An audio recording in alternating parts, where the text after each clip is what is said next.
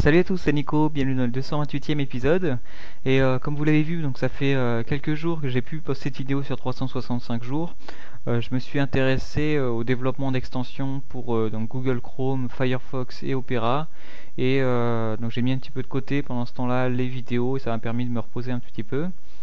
Mais bon, donc c'est reparti.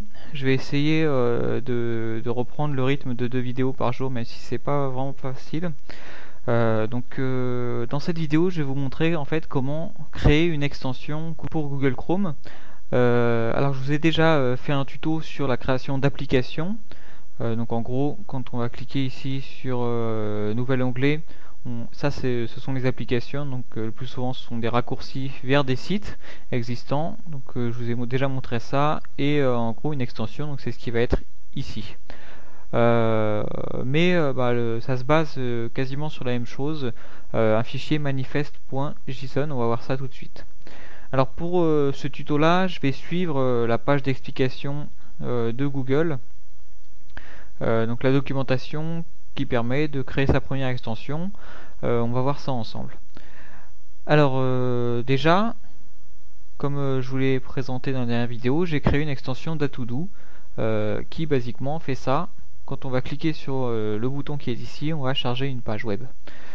On voit qu'elle est chargée ici. Donc j'ai d'un côté les fichiers pour cette extension d'Atodo et d'un autre côté un répertoire pour l'instant vide qui va me permettre de créer ma nouvelle extension, donc mon extension d'exemple. Donc je reprends le tuto, hop, et la première chose c'est donc d'avoir un répertoire ici. La seconde, c'est de prendre ce petit bout de code, de le copier, de se créer un nouveau fichier qui s'appellera donc manifest.json.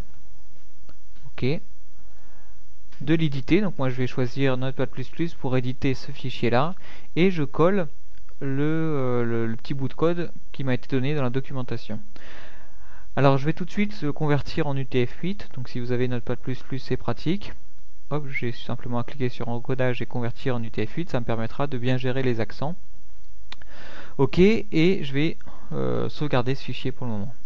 Alors ce fichier, à quoi il sert? En gros, il va permettre de définir les différentes propriétés de notre extension. Donc d'abord son nom, je vais l'appeler mon extension. Ensuite sa version, ensuite sa description, donc, ma première extension. Ensuite, Browser Action, c'est en gros le petit bouton qui va apparaître dans le navigateur ici. Pour l'instant, il définit simplement son icône. Donc c'est un fichier image de type PNG. Et ensuite, donc il y a d'autres choses, les permissions, des icônes de différents formats, etc. Donc on va voir ça plus tard. Alors pour l'instant, je vais simplement intéresser à l'icône qui va être présentée ici. Donc je vais aller sur Icon Finder. C'est un site sympa pour trouver des icônes. Voilà, et par exemple, je vais faire une icône qui ressemble à une petite terre. Voilà. Celle-ci me plaît bien, donc je vais cliquer dessus. J'espère que je vais avoir différents formats, voilà. Donc j'ai différents formats, donc je vais le télécharger, moi, en 22 pixels. Hop, je clique sur ici PNG. Voilà. Et je vais mettre le fichier téléchargé dans mon répertoire et je vais l'appeler icône.png. Et donc là, si je résume, j'ai bien mon fichier manifest.json et j'ai rajouté l'icône avec le même nom ici et là. Voilà, et simplement maintenant si je vais dans mes extensions, donc si je fais ici outils extension, je vais pouvoir cliquer sur charger l'extension non impactée et je vais ouvrir, ici je vais sélectionner le répertoire dans lequel j'ai mon fichier manifest.json et mon icône. Je vais sélectionner ici, hop, mon répertoire et je clique sur OK. Ici j'ai mon extension qui s'ajoute avec donc le titre, la description, le numéro de version et surtout l'icône qui apparaît là, juste à côté de mon extension d'Atodo. Donc pour le moment, si je clique dessus, ça va strictement rien faire. il va falloir que je rajoute quelques petites choses dans mon fichier manifest.json. Donc je vais retourner tout de suite sur la documentation. Donc là il nous parle de l'icône, il nous parle du chargement de l'extension. Ok. Donc là, ensuite, dans la deuxième étape, on va rajouter cette ligne, sans oublier la virgule, là, dans Browser Action. Donc je rouvre mon fichier manifest.json et à la suite de l'icône, donc je rajoute la virgule et popup.html. En gros, bah là, je dis que quand je vais cliquer sur ce bouton-là, je vais charger une page, la page popup.html. Donc je sauvegarde d'une part, et ici je vais me créer un nouveau fichier que je vais appeler donc popup.html. Ok. Je vais éditer ce fichier sur Notepad++, et donc je vais me créer ici une page HTML toute simple. Inutile de lui donner un titre. Je vais simplement lui donner ici une balise HTML qui contient à la fois les balises head et les balises body. Et ici donc je vais lui donner un titre, mon extension. Voilà. Et ensuite je vais donner un petit paragraphe. Bienvenue sur mon extension. Voilà. Ok. Maintenant je vais revenir sur Chrome dans mon extension et je vais cliquer sur rafraîchir.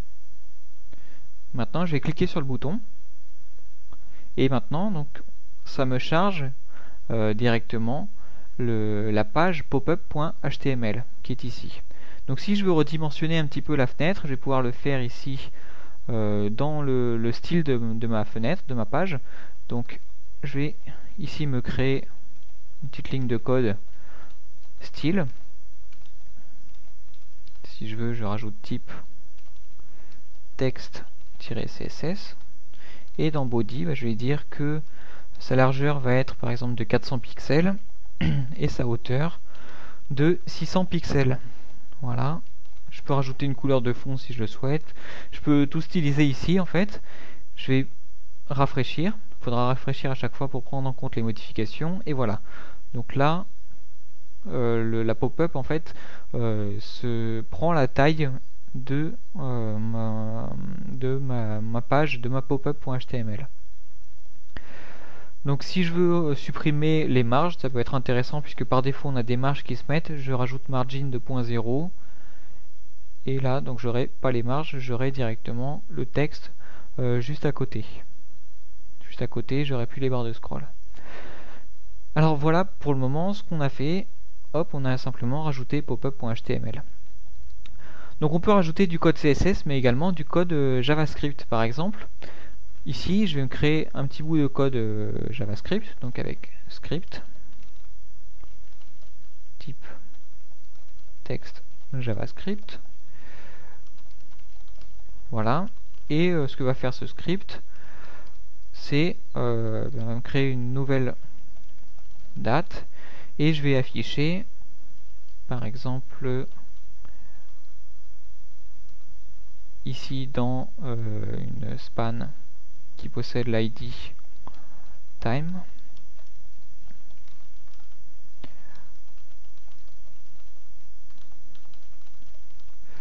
getElementById, donc je vais récupérer ici cet élément là et je vais lui dire que son contenu inner HTML ça va être des points getWords plus. En gros je vais lui donner l'heure actuelle.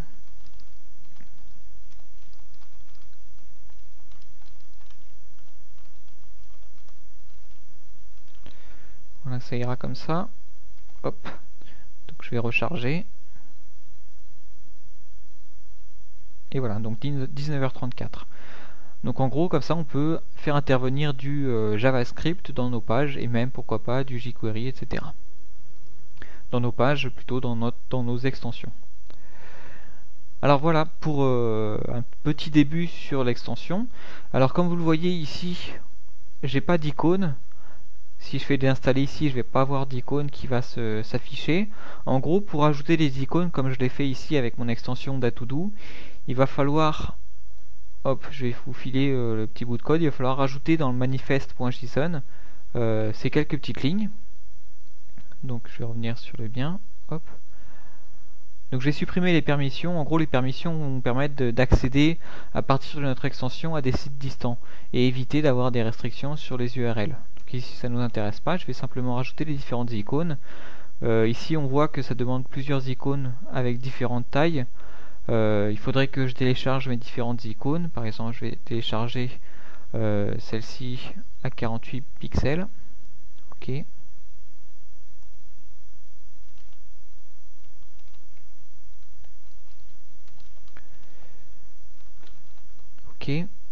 Et dans mon manifest.json, je vais conserver uniquement cette ligne là. Ok. Donc on peut comme ça dans son manifest.json décrire un petit peu plus finement les paramètres de nos extensions, donc avec des icônes et tout. Donc ici c'est peut-être l'icône 128 qu'il faut rajouter peut-être. Voilà. Donc ici, ce serait mieux de mettre 128 pixels. Moi, j'utilise une icône de 48 pixels en disant que c'est l'icône de 128. C'est pas terrible, mais en gros, ça marche. Donc, c'est dans ce fichier manifest.json qu'on va pouvoir définir plus finement les icônes. Si on rajoute ici plusieurs lignes, le bouton, la page à charger sur le bouton, etc. Il y a autre chose qui est intéressant, c'est background. En gros, pour le moment, lorsqu'on clique sur le bouton, ça nous charge simplement notre page. Mais si on souhaite que notre extension travaille en tâche de fond, il va falloir ajouter un petit fichier background, comme je l'ai fait moi sur mon extension ici. Ce fichier background, il permet de travailler donc en tâche de fond sans avoir à cliquer où que ce soit. Et dans notre manifest.json, on définit une background page, ici. On rajoute simplement comme ça. Et on développe notre page de background avec toutes les procédures JavaScript qui vont devoir travailler donc en tâche de fond, faire des petites modifications, etc. Ça peut être sympa par exemple pour modifier ici ce qu'on appelle le badge, les petits numéros qui peuvent s'afficher sur notre icône, sur l'icône de notre extension. Donc par exemple ici, donc je vais ici me créer une page de background. Donc je vais reprendre, hop, background.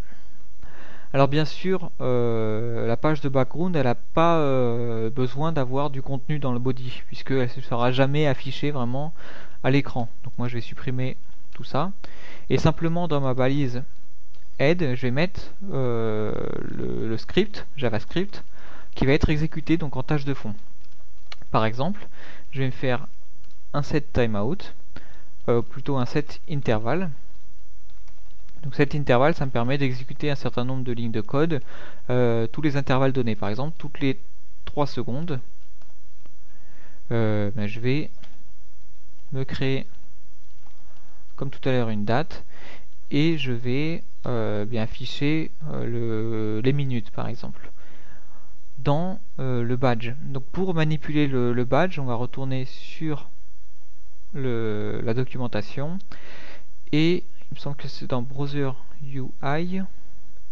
Et ensuite, donc, c'est pas Omnibox, c'est plutôt, voilà, Browser Action et set badge text. Donc ici, hop, ce set badge text va vous permettre de donc définir le texte affiché sur le badge. Donc, je vais retourner sur mon code et ici, donc je vais faire chrome.browseraction.setBadgeText de d.get minutes. Voilà, et j'exécute ça toutes les 3 secondes. Ok, je vais recharger mon extension. Alors si on voit que ça ne fait rien, si on pense qu'on a un problème, on peut très simplement débugger avec Chrome. Donc on fait clic droit, inspecter le pop-up, et là donc on va avoir ici la console avec les erreurs. On va pouvoir vraiment tout débugger Donc ça c'est le pop-up, donc moi j'ai pas d'erreur sur le pop-up. Alors pour débugger la page de fond, de background, je vais cliquer ici, hop, et là donc on me charge la console et je vois les erreurs. Donc là, le problème c'est que j'ai pas créé new date. Voilà, si je recharge maintenant,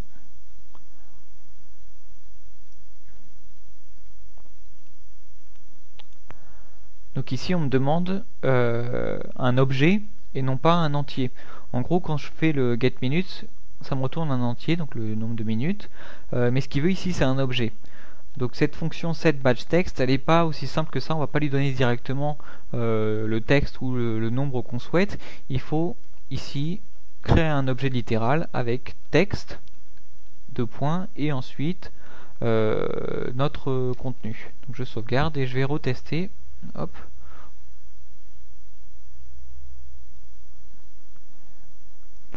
Donc toujours pas, comme vous le voyez, il attend une chaîne de caractères et non pas un entier. Donc pour convertir, je vais faire string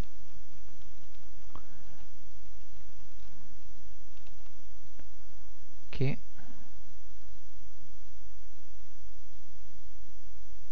Et voilà. Donc cette fois-ci, ça marche. 43. Donc il faut savoir que la taille ici, elle est limitée, puisque si je fais d.get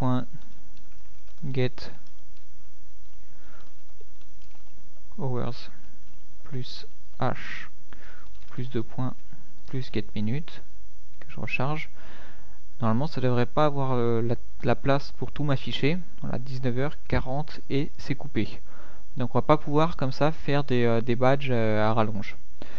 Mais en gros c'est comme ça que ça fonctionne. Donc pour résumer, dans cette vidéo on a vu ce que c'était que ce fichier manifest.json. On a vu comment se créer une icône pour notre extension. On a vu comment afficher une page lorsqu'on va cliquer sur le bouton de notre extension. Comment est-ce que cette page peut prendre en compte du style CSS et du JavaScript. Ensuite on a vu comment rajouter une icône personnelle pour notre extension, en fait plusieurs icônes, puisque Chrome prend en compte différentes icônes pour chaque extension. Une icône ici qui est différente par exemple d'une icône là. Et ensuite on a vu ce que c'était que cette background page, donc une page qui permet d'exécuter des actions en tâche de fond. Et on a vu également comment modifier le texte ou les numéros qui sont affichés en badge sur nos extensions. Donc c'est déjà pas mal pour une première étape. Ensuite on va pouvoir faire des choses un peu plus poussées pour par exemple modifier le contenu de la page en cours ou récupérer l'URL de la page en cours, etc. Donc pour tout ça je vous laisse consulter la documentation Google qui est assez fournie là-dessus et qui donne quelques exemples plutôt sympas. Donc moi je vous dis à bientôt pour une nouvelle vidéo, et puis d'ici là n'hésitez pas à partager cette vidéo avec votre entourage. Allez, salut!